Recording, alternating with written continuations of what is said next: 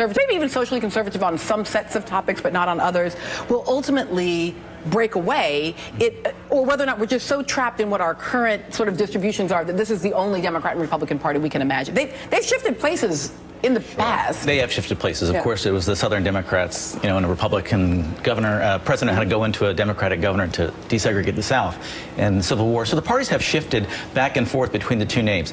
I think there will be a conservative and liberal party.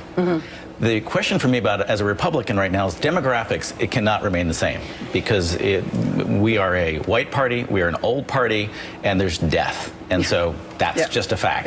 The country is becoming diverse, it's becoming multicultural and more secular, so the country is changing. You don't change into that market. Now, how long does it take you to learn that lesson?